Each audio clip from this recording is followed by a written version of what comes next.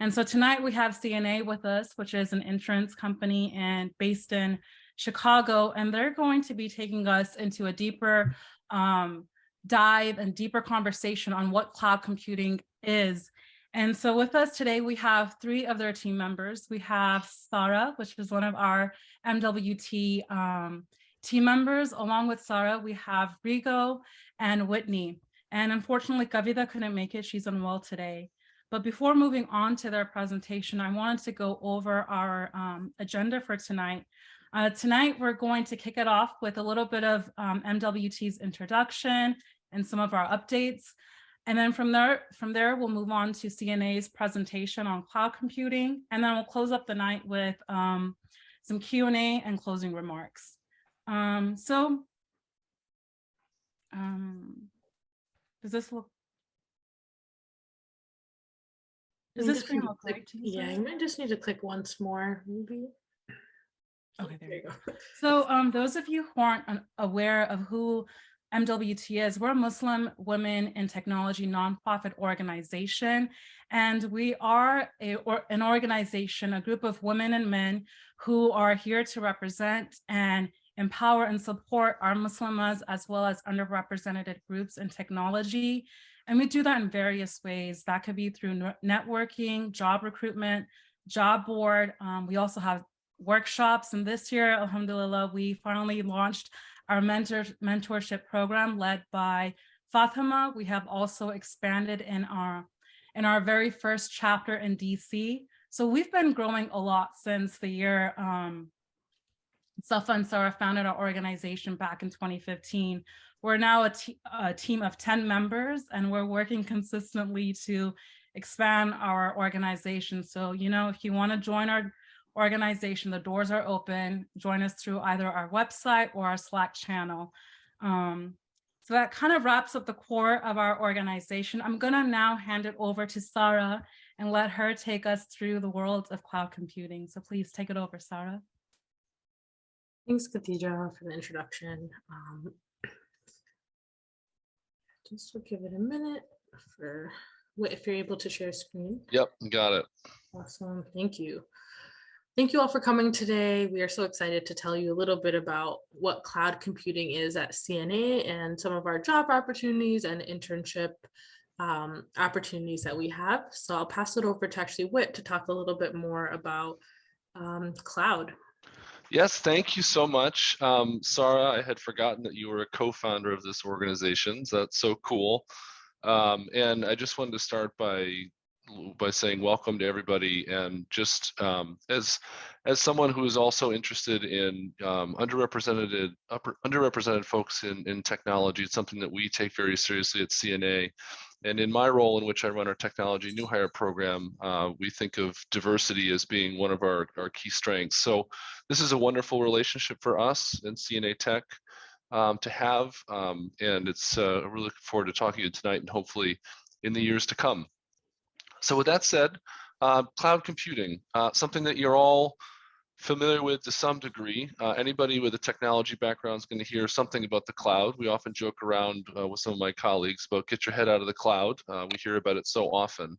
And sometimes I think it's hard to get a real understanding as to what that actually means. And so the goal of our presentation tonight isn't to walk you through some lecture about what cloud computing is or the benefits of it. We'll do that slightly because it's just a good place to start. But our goal in this session is for those of you with a deep background in technology and interest in computer science, what we want to start showing you is how is it that cloud computing actually impacts your day-to-day life and the work that you do.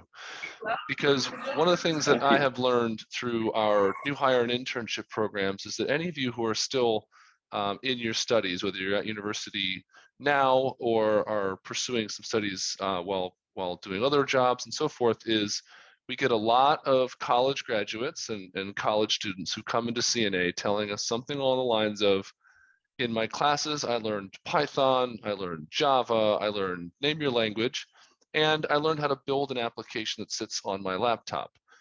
But what I learned at CNA was how I would use the cloud to deploy something like that at scale. that involves a lot of different tool sets and some different skills. And so that's what we're trying to, I hope to bring that to life for you tonight.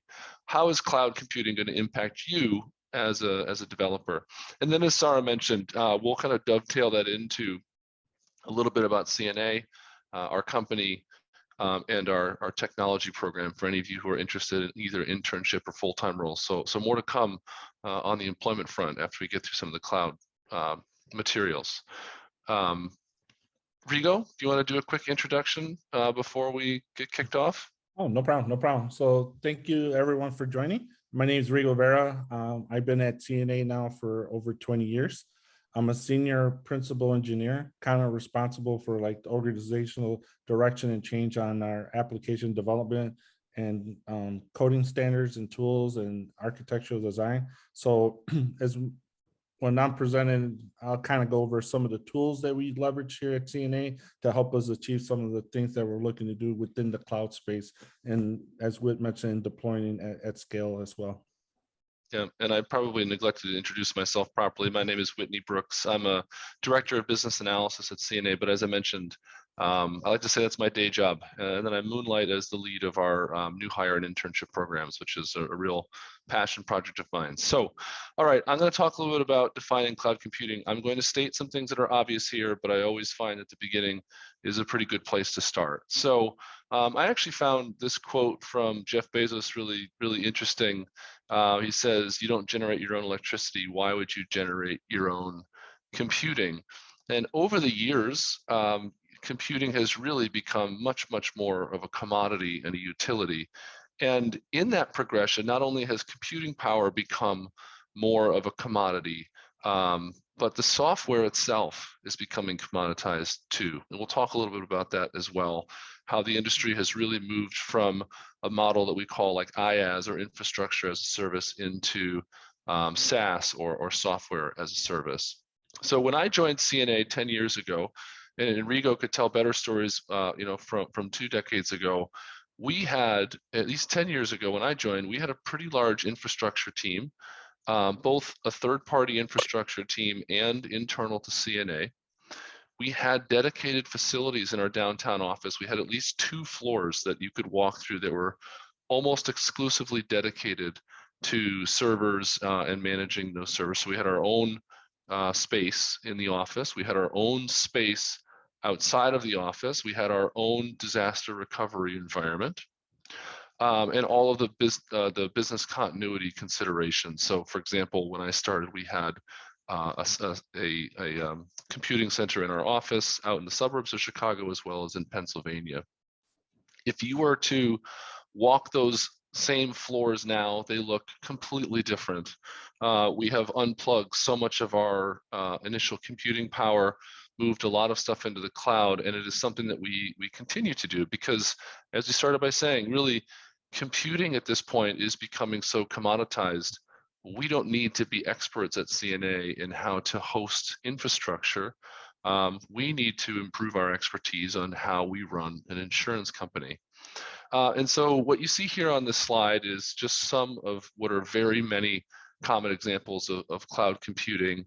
Probably, the most well-known being either the Google Cloud, AWS for Amazon Web Services, or Azure being the offering from Microsoft. But there are many more. And you can see here things like Workday and Salesforce, which are more SaaS offerings. So we're going to talk about this a little bit more as well. But again, what this allows us to do, as we just talked about the benefits of cloud computing, there are several reasons why this is beneficial to a company like CNA, as well as public entities like governments and so forth. And when I started learning about cloud, the very first example I was given was about elasticity and scalability. And as we move into the holiday season, it is sort of a perfect example to talk about that benefit of cloud computing. When I first started hearing about cloud computing 10, 15 years ago in my career, it was often talked about as a retail benefit. So you can imagine owning a retail store, and you would expect that, I'm not actually sure, but let's say for argument's sake that half of the purchases that are made with this retail company are made in the months of November and December as folks get ramped up for the year-end holiday season.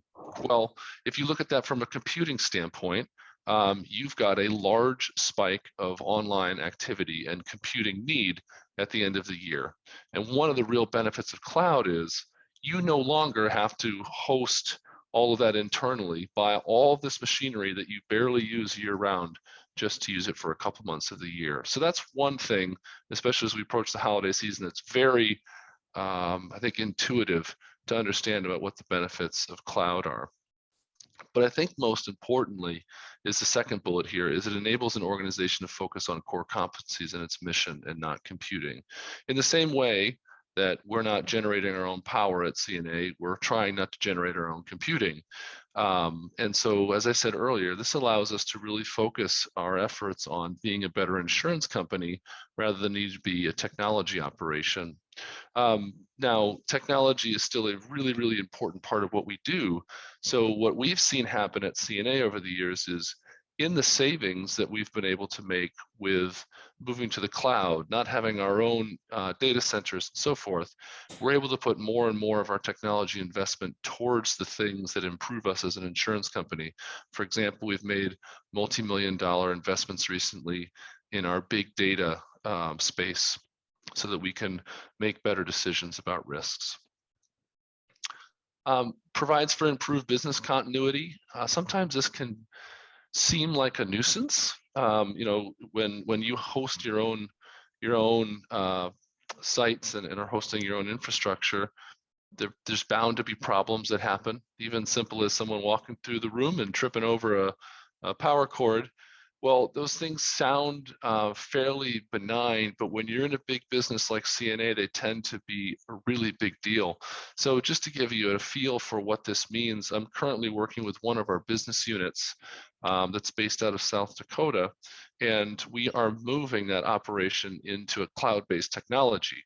We currently host that technology, and when that technology goes down for one day at a time, we're losing $250,000 a day in profit. So this improved business continuity is not only less of a hassle, but it is an enormous business benefit and has enormous business costs when things go wrong with your infrastructure. And the cloud is just so much more stable for us. We get access to automated software upgrades and security. Increased speed to market, cost flexibility. You know, we certainly like the idea of paying as we go rather than having some large fixed cost to have our own data center. And as an added bonus, it really does improve your, you know, quote unquote green credentials. It is a good thing for the environment. And in fact, there are some really fascinating things happening in the computing space that we at CNA could never get into. But I remember, for example, reading about a Microsoft experiment some years ago where they were plunging a data center into the ocean as a way to manage the heat that comes from that data center. So that's something we could never do at CNA. We simply don't have that scale. So giving it back to companies like Microsoft or Google or Amazon, Rackspace, et cetera, allows, I think, for those sorts of the innovations to happen. So those are some of the benefits of cloud computing. And I next want to talk about the evolution in the industry that we've seen over the years based on, you know, as you see here, the degree of autonomy required by the customer. Before I jump into these different offering styles, does anyone have any questions or comments so far? All right. Hopefully that's because it's all understandable and I haven't bored you to tears in the first 10 minutes. All right. So cloud service offerings, traditional on premises. You know, when Rigo and I started our careers some 20 some odd years ago, this is what it looked like. Everything was client managed from the network to the application. And as I described, there has been an evolution in how software has been used in a corporate setting. The next sort of natural evolution is what is called infrastructure as a service. We have in this industry, short abbreviations for everything. So we call it IaaS. If you're here talking about an IaaS hosting mechanism. This is what it means, infrastructure as a service. And what you see here is that essentially the computing power is managed in the cloud, but the applications themselves are all done by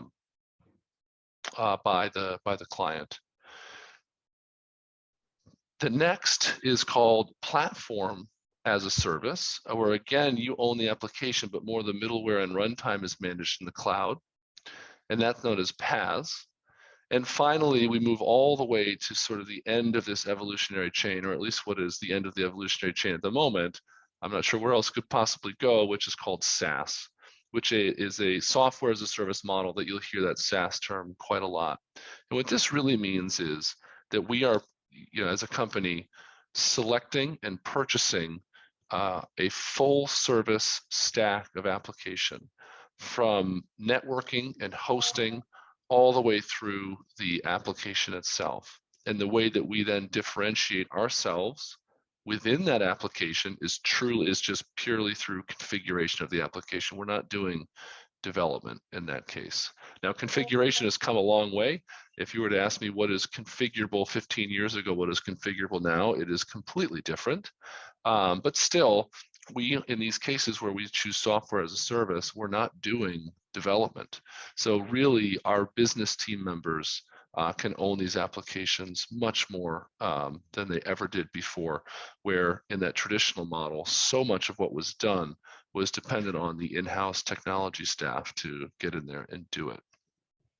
So as we move from these different offerings from IaaS to SaaS, I just wanted to give you there's some definitions here, which I won't bother reading. Hopefully you can get a chance to read that as well. I wanted to give you some examples of, in the marketplace, where do we see these different offerings made?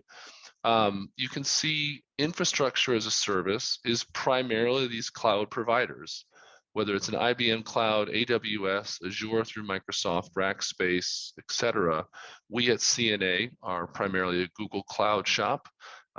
We are multi-cloud technically through SaaS offerings, but the things that we do in-house, we have a strategic relationship and partnership with Google, so we use the Google Cloud, and Rigo will show you much more about that as we go forward.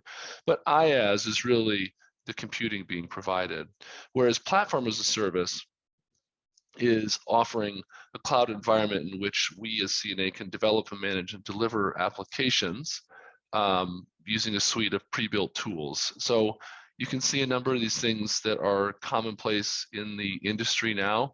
A good example here at CNA is Kubernetes, which is a tool that you'll learn a little bit more about from Rigo, which we use to essentially balance our computing across the various cloud infrastructures.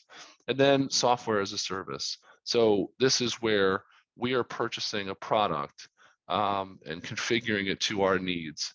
Software as a service now is everywhere in your life. So any email service you use, like a Gmail, or if you're using Google Sheets and things like that, all those Google Docs is all things that are good examples of software as a service. And in the corporate environment, there are some really big players here, like a Workday or a Salesforce. A lot of ERG applications now have moved kind of exclusively into that software as a service.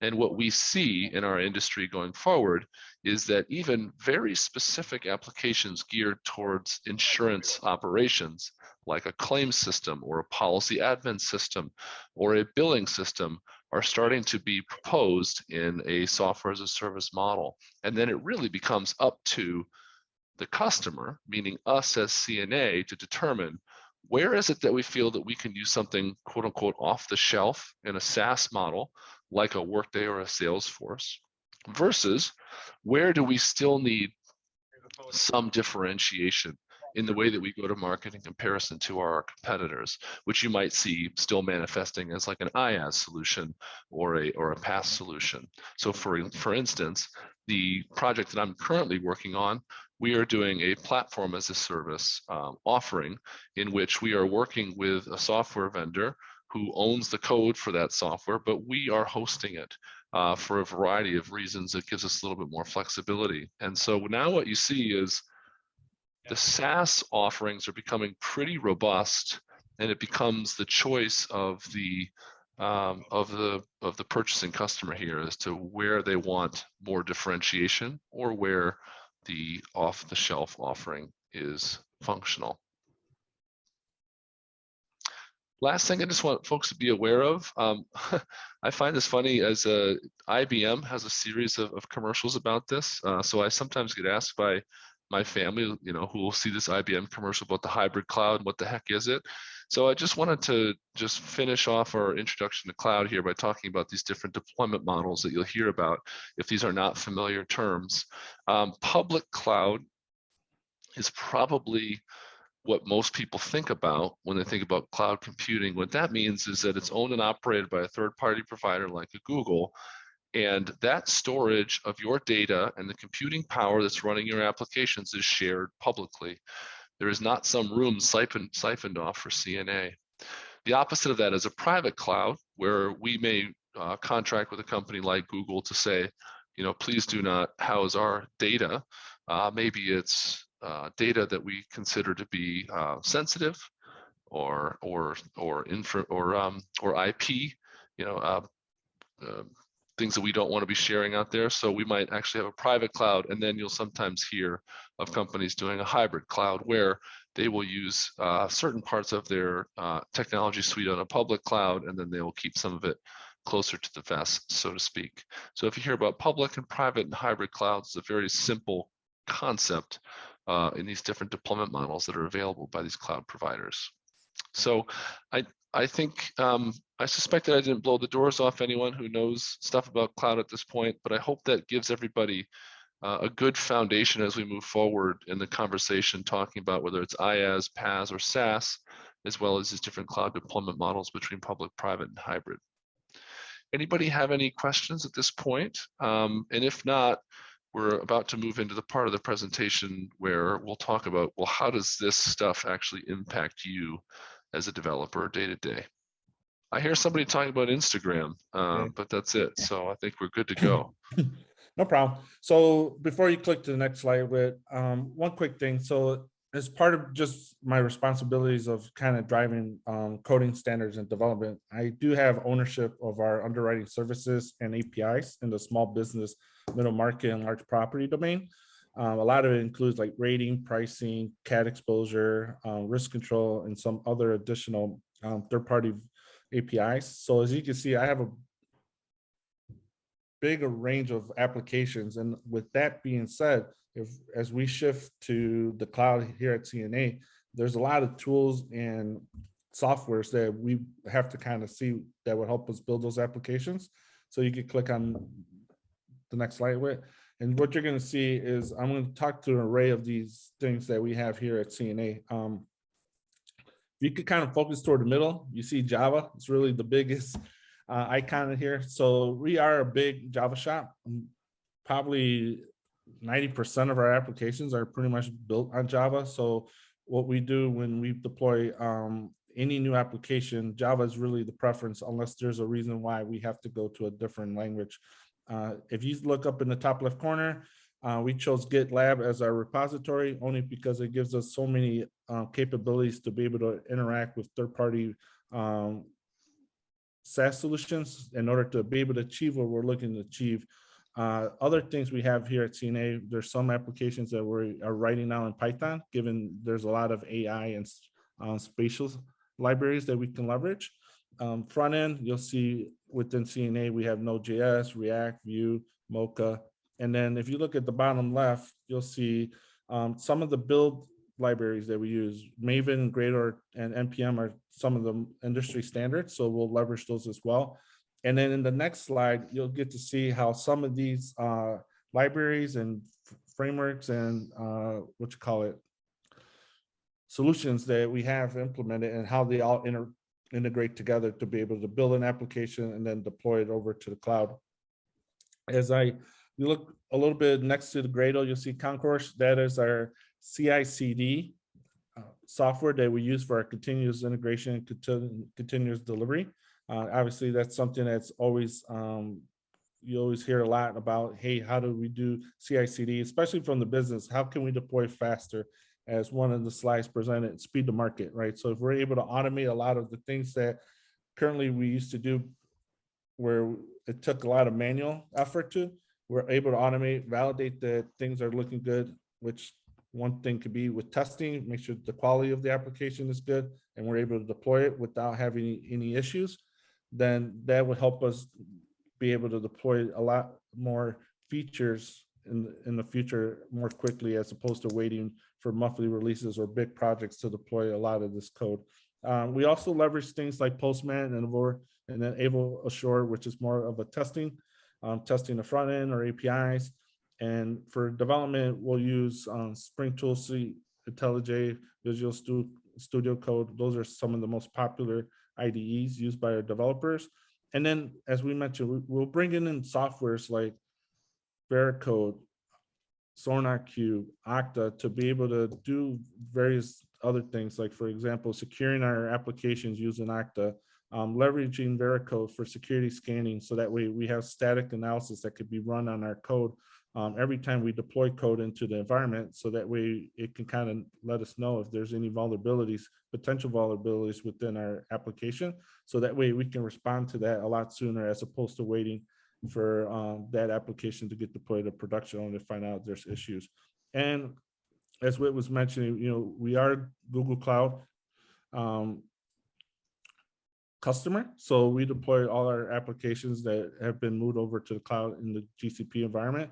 We leverage Docker to be able to package our application. And then we'll leverage other services. For example, BigQuery, Postgres are some of the databases that we leverage within our application.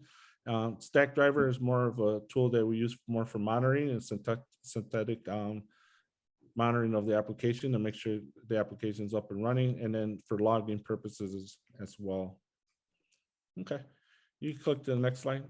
I just want to note really quickly for any of you that are looking at a potential internship at CNA, just to give you a feel of the last couple of summers, most people had to study and learn Spring Boot and React, and I wouldn't be surprised to see those pop up again for this next summer. So those have been really important tools for us over the last few internships that we've had. Thank you.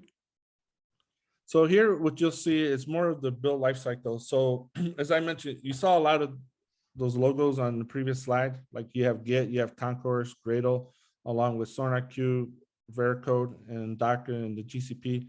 But just given, like Whit was mentioned, for the internships, obviously there's got to be a project in place, and within those projects you'll have, stories, tasks, defects, things that the developer will work on.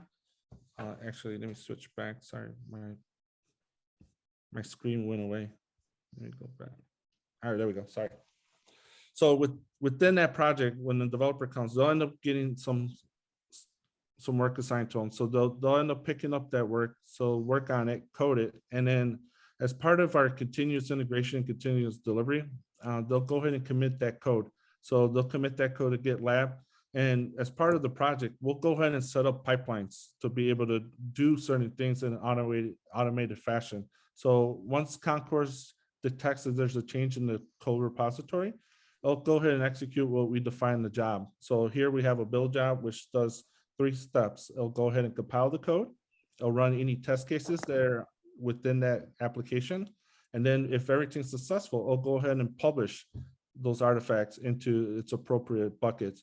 So if you look at up above, you'll see SonarQube, which will push all the test cases that ran, and it'll give us code coverage. It'll let us know which code was executed as part of the JUnits. For example, here's Java, we'll use JUnits, and then lets us know what's missing. So our target has always been for new applications to always try to be in the mid 90s as possible. So that way we will make sure every piece of code that's being published to the environment is pretty much tested and make sure that there's no issues that could potentially cause defects in the future. Older application that we migrate, there we may, depending on the situation, we may make an exception. But again, publishing it to SonarQube gives us that visibility, so that way we can see what has been tested and what hasn't. So it's really beneficial in that aspect, along with running static analysis on the code for industry standards. So if things are not meeting industry standards, it'll give you some notifications I would say more of regards to what you can do to improve the code. So a little bit of code review feedback, which is also beneficial to the developers. Next to it, you'll see JFrog Artifactory. So once we're able to compile the code, we're able to test it, we'll go ahead and publish those artifacts into JFrog Artifactory. And one feature that we do have within there that's pretty cool is X-ray, which allows us to scan all the dependency jars on an application. That is beneficial given now that, you know, if you need a way to track what version of a jar, your third-party jar, your application is using. For example, the Log4j vulnerability that just came out this year where, you know, everyone was running around trying to fix it or figure out, do they have that version? This is one central repository that where you can go check, you know, what versions of a particular third-party jar you're using. So then you can understand if you need to make any changes or upgrade on the application or change the jar to another solution. Along with the Veracode, again, running static analysis on our code to make sure our applications are secure, given now all the things with cybersecurity and so on and so forth. Once all that passes, we'll go ahead and get ready to deploy this application into our environment. So the next job would be deploy. So in there, you'll see the artifact, which is the application that got created as part of Gradle. And then we'll use Docker to be able to take that image, package it, and then deploy it to our Google storage. Once we have that, actually, let me move this a little bit so I can see the full thing. Once we have that, then we'll use Kubernetes command line then to go ahead and take that image that we put in the Google storage and then deploy it to Kubernetes, as Whit mentioned earlier in one of his slides. So Kubernetes would then be responsible of taking that application, deploying it. We'll go ahead, and if you see right above the Kubernetes CLL, you see like a little word icon. It's a YAML file. Within that the YAML file, it's called the deployment YAML file, which kind of describes what exactly is being deployed. What services are we looking to leverage from the Google Cloud Platform? Perfect example here would be if we're looking to connect to a database. So we'll already define a database, which we want the GCP environment to be able to connect to. We'll define, you know, how much RAM, how much memory we're looking to allocate for this application. And then we'll also define how many instances of this application we want. So as Whit was describing earlier, you know, with retail, you know, maybe during the summer months or early beginning of the year, we only need the application to be at minimum scale. But once November, December comes, we're not really changing anything within the application. All we really want now is we want more instances of that application to be able to scale up, to be able to support the traffic that's coming in.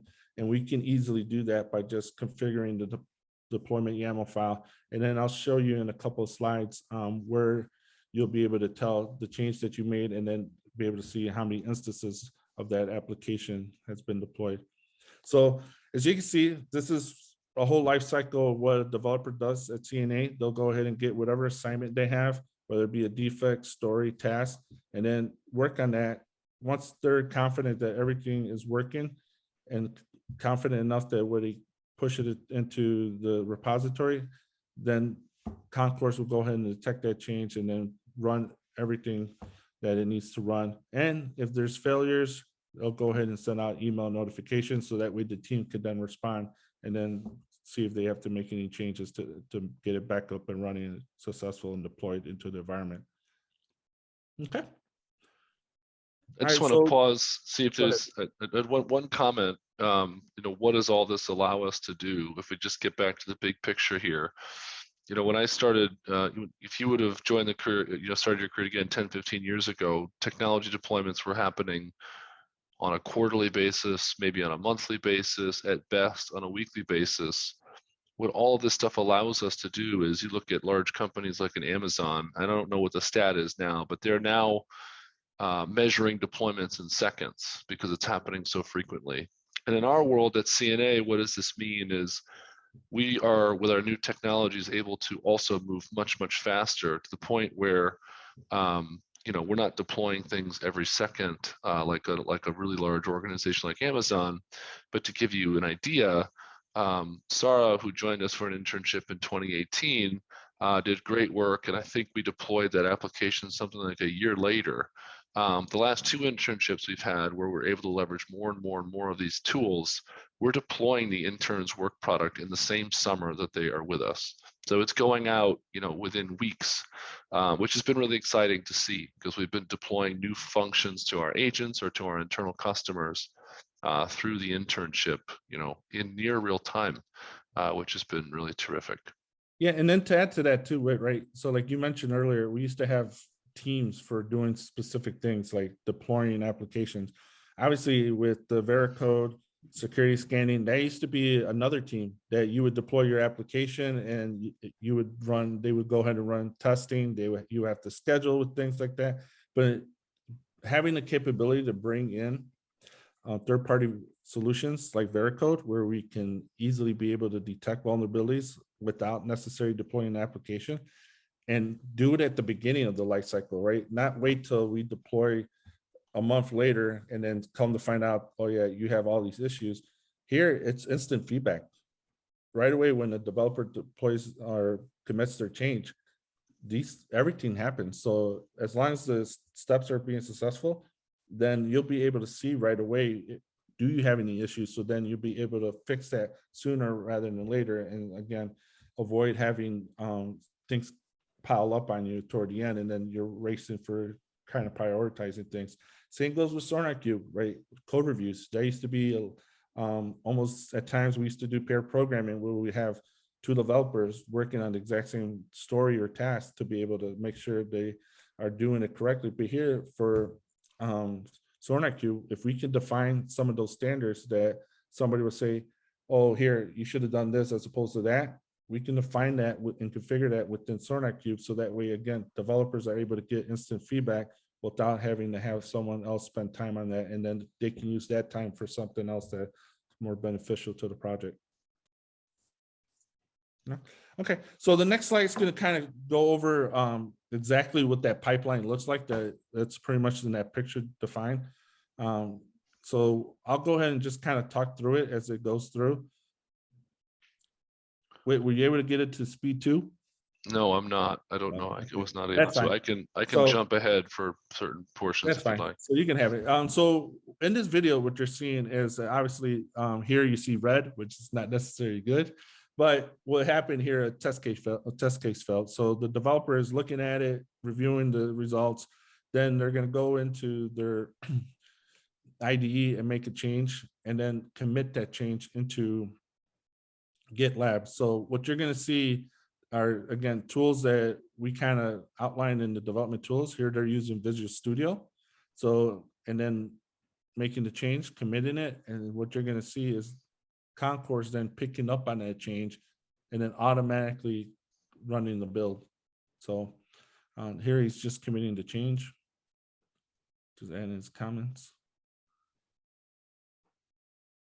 Shall I jump ahead a bit, Rigo? Yeah, just go ahead and jump ahead. You'll see. So, okay, you jumped ahead. So yeah, so running yellow means it's running. And then what you're seeing here for this build, it's kicking out all the output. So it's good to kind of monitor it if you're looking to see, making sure it's running. So here it just kind of identifies all the steps. With the pipeline, we do have multiple scripts they're executing along with, besides the build stuff. So here you just be able to tell what step, what it's doing. So then be able to verify. So if there's errors, you could again come back to this log and kind of identify where the issue is at. So that way, if you have to fix anything, it just helps you to know what you need to go fix. So for this, it went ahead and passed. So now what it's doing is building an image, as you saw in the second job, where it's using Docker to create that image. And then the next thing it's going to do is going to get it ready to deploy it into the GCP environment. And it was green this time. Green is gold. Should I skip ahead again, Rigo? Yeah, you can just skip ahead. So then here you have the deploy to test, and you just move it. It's going to be successful. So again, this is all automated. So once the developer checks in their code, they'll go ahead and execute this. Once it picks up the change, And then, like I said, this continuously runs. So as depending on how many developers you have and everyone's checking in, it'll just continue to run the pipeline and provide instant feedback. So that way people don't necessarily have to wait. And like we were talking about, there used to be times where we have to kind of schedule, hey, are you going to check in? Are you going to check in? And then kind of wait till the last hour before someone would kick off a build. But here, it's easily done every time when we kick off a build. So any questions? Okay, you go ahead and do yeah, so this one. So what we're here showing is this is the Google Cloud Platform Console. So as I mentioned before, right, we have the ability to configure the application to say how many instances of that application we want to run. If you look more toward the bottom, you see something called managed pods. In there, you see 4 lines. So each pod represents what we call an application. So within that application, it can have all their services. It can have database, it can have Nginx, it can have what other services you want to bring in. But here it defines how many instances of that application you have up and running in your environment. Also within here, you have so many other capabilities to kind of review. You have, is your CPU up or high, memory, things of that. So that way, if you are running into any issues, you can come in here and kind of analyze what potentially could be going on. If you click on one of those managed pods, then you're able to go into those specific logs for that. So that way, if you're looking for specific issues with one pod, you'll be able to go ahead and troubleshoot that as well. So these are all features that come as part of the GCP environment. And then Google over the years has really been improving this interface and adding more features that just helps a developer from be able to support the application and so on and so forth. All right. That concludes our demonstration and discussion on cloud. So I'm just going to pause one more time to see if anyone has any other questions, comments.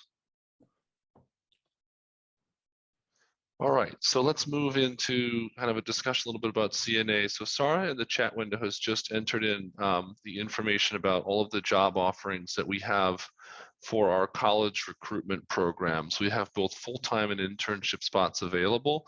And as you can see, they vary from more functional roles, like we call design and analytics, folks who are looking to be product owners or scrum masters and things of that nature, to software engineering, to data roles and security. Now, normally I go through a whole presentation about why commercial insurance is an interesting place, is an interesting industry to work, and what makes CNA a great company. We are running a little short on time here, and I want to be sensitive to that. So what I'm going to ask of all of you is that just pretend that you are convinced that the commercial insurance industry is a great place to work, and that CNA is a great company to be at. And what I want to spend my time on instead, as I click through this, is talking about what does our technology program look like for new hires and for interns. There's also a really good question in the chat about basically getting to how is it that we help people learn through our programs, and so I promise to address that here as well. Last thing to mention, for anyone who might be interested in a role at CNA beyond our college recruitment program, Sarah has also put in the generic careers page. We are growing in our technology without a doubt. There's a lot of work to be done. There's a lot of opportunity in our industry and at our company. And seeing that I've been here for 10 years, Rico's been here for 20, and Kavitha, who is sick today but couldn't join, has been here for 20 plus as well. I like to think that we're doing something right to have people that are with the company for that long. All right, so let's talk a little bit about, I'm going to focus today more on our internship program. If anyone wants to talk more about our college full-time program, I'm happy to talk about that as well, although a lot of it will be pretty similar. So I like to always start talking about our technology programs by talking about the principles that guide how they are set up and executed. So for our interns, number one principle that we try to apply to the program is that you are working on real world problems with real world solutions. You're not going to be managing somebody's calendar or doing other administrative like tasks. Especially for our software engineers, you are building CNA's next generation of technology. That not only benefits us at CNA because we get to take advantage of your talents, but also gives you a legitimate view as to what a career looks like in this field. So you can see here examples running from 2018 through this past summer of the types of projects our interns have done, all of which are in production and are impacting our most important stakeholders, our insureds, our agents, and our employees. Training and development. We are guided by what we call the 70-20-10 paradigm, which means the way that we approach learning is 70% of your time is spent by doing the work. We believe that's where you learn the most. 20% of your time is in skill building and training, and 10% on networking and fun. So to answer the question that was posed on the chat earlier, our approach to learning is kind of twofold for interns and threefold for new hires. Number one, common to both, is we have a facilitated training schedule that runs year-round that introduces all of our new college employees to the insurance industry, the technologies they're going to be working with, and the organizations in CNA with whom they'll interface. So there is a face-to-face or virtually facilitated training curriculum that runs 365 days a year. We typically do it every other week or so. And then during the summer, we usually do it every week because we consolidate stuff for the summer interns. Secondly, and maybe the best tool we have for learning. So I mentioned earlier, a lot of our interns have learned React and Spring Boot. The way that a lot of them have done that is through Udemy for Business. For those of you who are unfamiliar, Udemy is an online learning repository. It's basically an online university. You can take tens of thousands of different courses.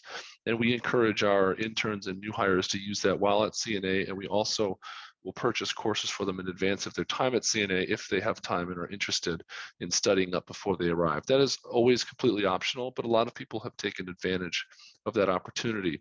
And so people have been learning things like Spring Boot or React through Udemy, but we always encourage all of our people, and we usually put time aside during the week for those sorts of studies. And we've had people take things like art and yoga as well. So you can take anything under the sun through Udemy. And then for our college new hires, this is not true of interns because they're only with us for the summer. But for college new hires, we also, through our college program, support them getting a certification. So if you are a developer by trade, you might want to go out and get a Google Cloud certification. It's relevant to your role. If you're in a functional role, you might get a certified Scrum Master certification or product owner certification, a CBAP. There's many things that are out there. And as far as training is concerned, I believe that it's our job at CNA to train our people well enough that they can leave whenever they want, and hopefully treat them well enough so that they'll stay. Know the business. Technology interns will be insurance professionals. Whatever industry you end up in, please know that it's not enough just to be a technologist. You have to know how to apply it to the business as well. And so we encourage and help people learn the insurance industry. And as I said, normally I walk through the insurance industry in more detail, but we are in the business of predicting the future, and it's genuinely interesting once you really get into it. And then lastly, I like to say that it takes a village. There's a lot of people who get involved in our program to make it a success, whether it's a manager, mentors, buddies, etc. There's all kinds of people that you will meet and network with who like to get involved. It's one of the best programs we have going at CNA is our college programs, in my opinion. And there's a lot of people who want to be a part of it. Does someone have a question? We have several roles available. So if you want to come to CNA in a technology capacity in our college programs, you pick a track. This year we have the following tracks available. Design and analytics is focused on functional roles like Scrum Master or product ownership or business analyst. Engineering, which might be the most relevant for this group, I'm not sure, but those are folks with a computer science background who want to get your fingers dirty and build CNA's technology suite. We have roles in our data organization, 2 internship roles this summer and 3 internship roles in our security organization. So we have internship available in the summer of 2023 for all of these different tracks, and we have full-time roles available for design and analytics and engineering. So with that said, I'm going to turn it over to Sarah to talk a little bit more about some of our past experiences with our interns. Thanks, Whit. Whit touched on it a little bit, but our interns do real work that actually goes into production. In the past, it took a little longer than it does now. Another really cool thing about CNA and the internship program is we try our best to stay up to date. So in 2018, we followed a subset of Agile, which is a methodology used for development.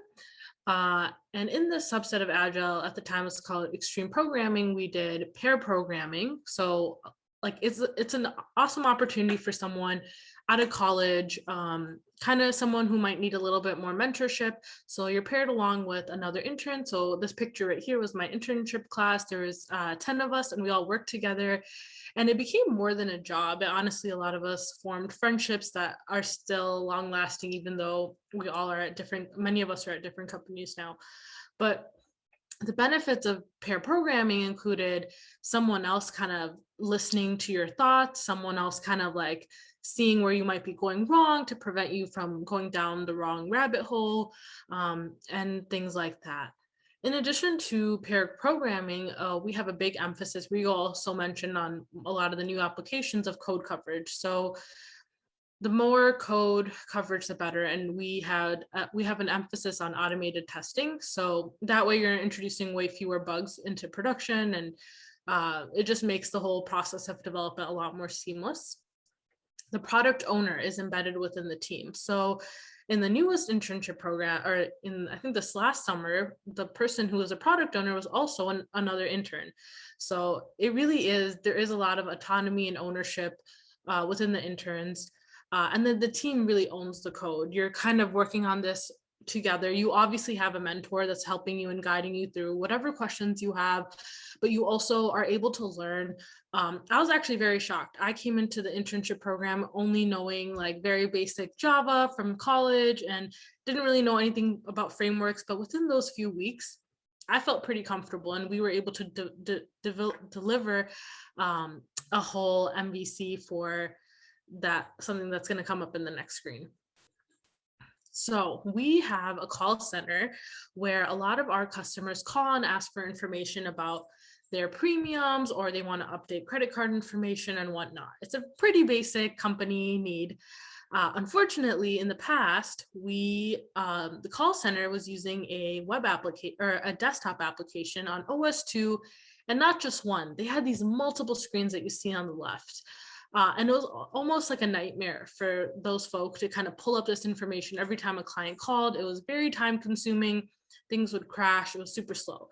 So the 2018 internship class introduced this web application using microservices and just created something that was a lot more dynamic, using a lot of the newest frameworks and Google Cloud. And it was, as you can see, multiple, almost, I think it was like over 10 screens, and now just this one seamless web application is what came about, and it went into production and it had actual business need. So I think that was really cool. They love it. Yeah, they love it. It was 13, lucky 13. It used to be 13 13 screens for billing, and you guys got it down to 1. So yeah. Yeah. And we actually, the pandemic didn't stop us either. Between 2018 and 2022, this year we did have a virtual internship, and most recently we had a hybrid model that was super successful using these frameworks and applications that you see right here. And the cool thing is, from my experience at least, I got to be part of the internship, and then soon after, CNA gives so much leadership opportunity to new hires. So I got to be an internship coordinator. And one thing that internship coordinators do at the end of the summer is send out a survey to the interns to see how their experience was. And we actually got a 4.8 out of 5 for our overall internship rating. And we also got 4.9 out of 5 for interns that would recommend the program to other people. So that was really cool. This is another example of real work. So actually, this was interesting because this year's internship program was doing a lot of work that was similar to my full-time job. So they were working very closely with developers and the work that the full-time developers year-round were doing. Yeah, and I'll pile on to say one of the things that we successfully did this summer, Sarah, as you mentioned, the pandemic didn't stop us. I was really proud of CNA and our program for continuing, especially in the summer of 2020 when so many employers were pulling the plug on those programs. We kept with it. We ran that internship completely remotely. And I think we found a really nice balance this last summer, which is what we're doing as a company as well, which I didn't get a chance to talk about, but we're in a hybrid model and our interns came in on Tuesdays and Thursdays over the summer. The pictures you don't see are a lot of the fun that we were able to have while we're in person. We did things like an escape room, whirly ball. We did a kayaking tour of Chicago, several other events. So for any of you who are not native to Chicago, all I can say is in my travels, you can't find a better place to spend the summer. So I'd encourage you to, if you're interested in an internship, to apply and come join us for not only what hopefully will prove to be a very worthwhile career endeavor for you, but we're also able to get out and have some fun and enjoy what a great city Chicago is in the summer. So with that said, I think we're going to wrap up. We've only got a few minutes here, but we'd like to stay on if need be to answer any questions that you may have. There's been some chatter in the chat window here. So all of our roles that are available for our college new hire programs are in the chat. I would encourage you to have a look and to apply. We also have the general careers page for any of you that are looking beyond the college program. I would encourage you to go out and search about that, and that is at cna.com/careers. With all of that said, I would just like to finish by saying thank you to this group for continuing to meet with CNA. As I said at the start, this is an organization that I think really shares a lot of our values, and I'm really excited that we're able to get together for the second year in a row today or tonight and kind of talk to you a little bit about what we do at CNA. And I hope that we get to see many of you again sometime soon. So thanks for the time tonight. Appreciate your attention. And at this point, I will turn it over to any of you who have any questions, either in the chat or live.